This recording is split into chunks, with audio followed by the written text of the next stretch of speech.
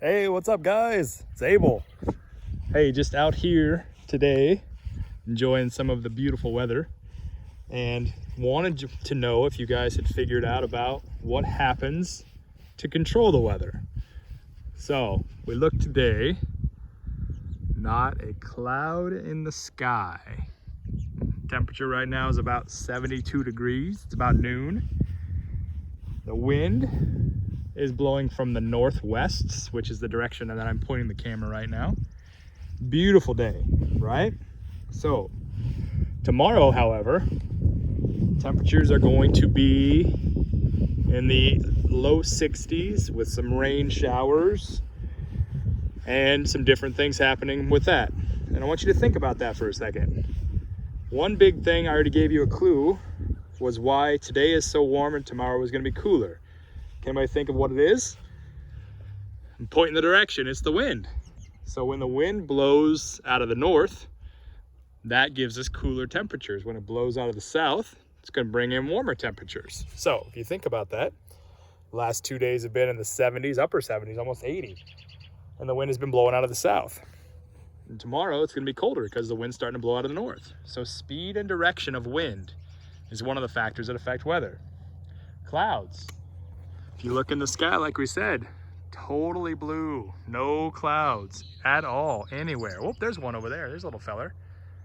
If we had total cloud cover, that would change the temperature. So that would give us another factor of weather, clouds. And you know, if there's enough moisture in the air, moisture in the air, that's another one. It's called humidity. This morning, super humid, had some fog in and around the area. That made some of the temperatures a little lower to start off the day. Didn't have a lasting effect, but that did affect how much moisture was in the air today. So I mentioned tomorrow that north wind going to bring in cooler temperatures and going to give us a chance for a little bit of rain because we have some extra moisture in the air, right? So humidity is our third factor that affects weather. Another one is if we have enough humidity, we might have a chance to get a little bit of rain or snow or sleet or hail. So that's called precipitation. Just walking back here where the mountain is, you know, way back in the distance. But anyway, so precipitation could be another factor. That's going to be a factor that keeps the temperatures down tomorrow along with the north winds. Another one is one that's a little bit less obvious. It's called air pressure. So I want you to think of the air above us. So if you think about the air that's in our atmosphere, we have about 14 pounds per square inch. So on my arm, if I had an inch, which is about from, small, like the end of my finger there, it's 14 pounds of weight pushing down on that. Now, if that air is sinking, that makes it really, really hard for clouds to form. And that's what we have today. That's called high pressure. So if you ever watch the weather and they talk about high pressure, that's going to always bring in some nicer weather, some clear weather. Doesn't mean hot or cold, just means it's going to be clear.